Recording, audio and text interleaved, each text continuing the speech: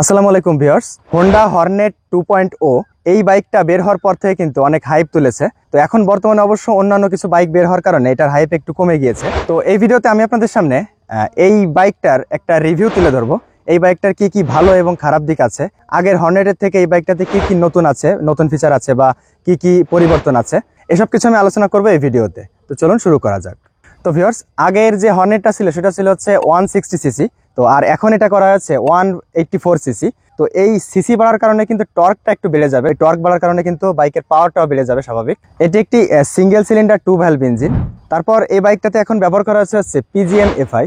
PGM অর্থাৎ programmed fuel injection. দেখুন, FI যেটা করে যে বাইকের মধ্যে বিভিন্ন সেন্সর থাকে, সেই সেন্সরগুলো থেকে ডাটা কালেক্ট করে বাইকটা সেই অনুযায়ী টিউনিং করে। পিজিএমএফআই এই কাজটা অনেক দ্রুত করে, মানে বাইকটা কেমন ভাবে চালানো হচ্ছে, মানে রাফ ভাবে চালানো হচ্ছে নাকি ধীরে ধীরে চালানো হচ্ছে নাকি কেমন রাস্তায় চালানো হচ্ছে, এরকম বিভিন্ন ডাটা কালেক্ট করে সেই অনুযায়ী টিউন করে। তারপর এই বাইকের আরেকটা আকর্ষণীয় এবং দারুণ বিষয় হচ্ছে এই বাইকে ব্যবহার করা হচ্ছে ইউএসডি সাসপেনশন।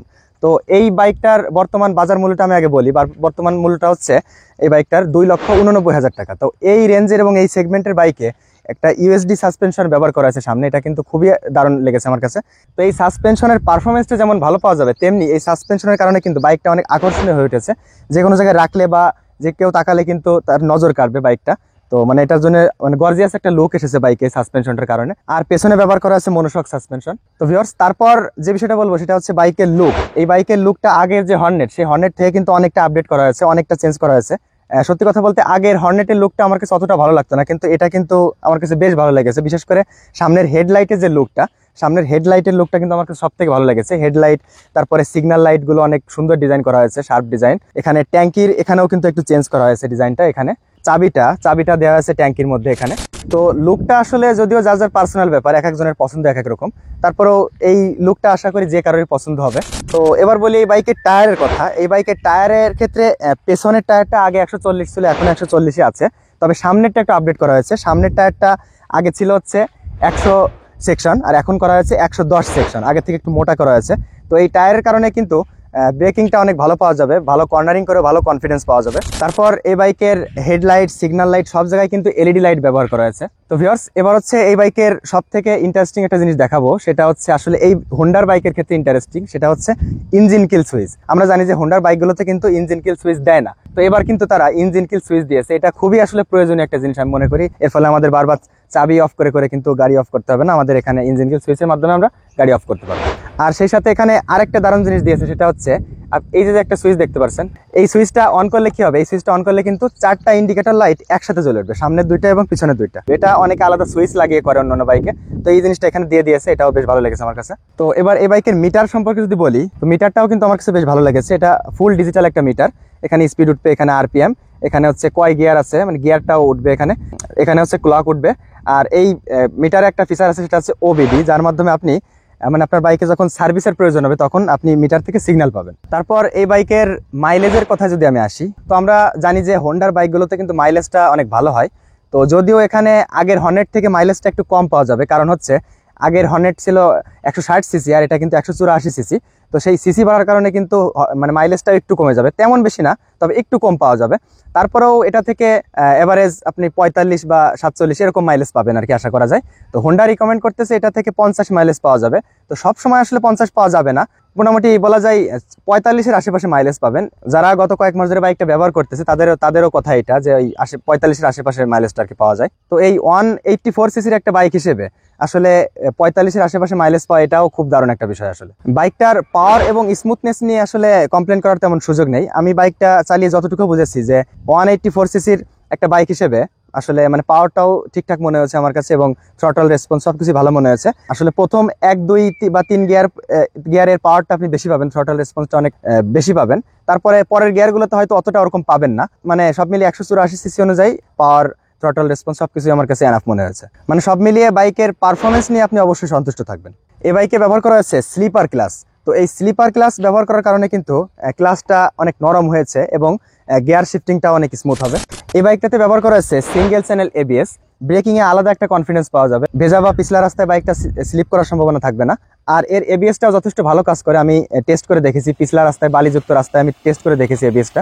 আর বাইকের হাইটের কথা যদি বলি, অনেকেই আছে দেখা যায় যে বাইকের হাইট নিয়ে চিন্তায় থাকে, যে আমার হাইট কম, আমি কি বাইক চালাতে পারবো কিনা। তো এই বাইকের যে হাইটটা, সেটাতে আমার যেটা মনে হয়েছে যে সব উচ্চতার লোকই আসলে এই বাইকটা সুন্দরভাবে কমফোর্টলি রাইড করতে পারবেন। তো ভিউয়ার্স, এখন কথা হচ্ছে এই বাইকের কি কোনো খারাপ দিক নেই? অবশ্যই খারাপ দিক আছে, প্রতিটা বাইকেরই কোনো না কোনো খারাপ দিক থাকে।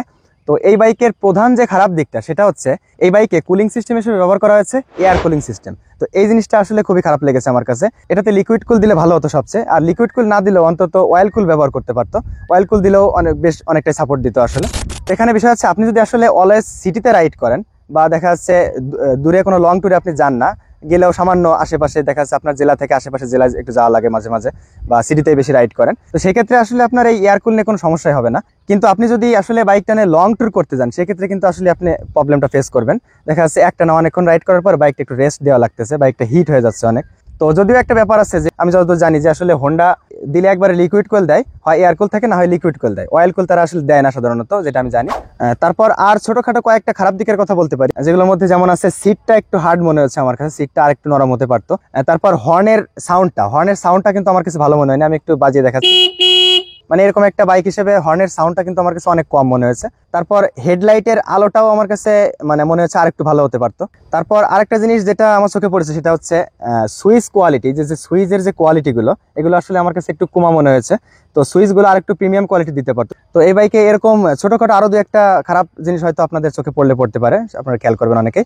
তো আর একটা খারাপ দিক বলা যায়, অনেকে ফেস করেছে, সবাই এটা ফেস করে নাই, অনেকে ফেস করেছে। যেমন এই বাইকটা যার, আমার এক বড় ভাইয়ের বাইক, তো তিনিও কিন্তু সেই প্রবলেমটা ফেস করেছেন, যেটা হচ্ছে গিয়ারের ক্ষেত্রে। মানে বাইকটা চলন্ত অবস্থায় দেখা যাচ্ছে কোন একটা গিয়ার দেখা যাচ্ছে 1 গিয়ার বা 2 গিয়ারে বা 3 গিয়ারে বা গিয়ারটা লক হয়ে গিয়েছে, গিয়ারটা নামতেছে না। তো এই জিনিসটা পরে ভাই শোরুমে নিয়ে গিয়ে আসলে ঠিক করছে, কিভাবে কি করছে আমার ওনার কাছে ওইভাবে শোনা হয়নি, যাই হোক।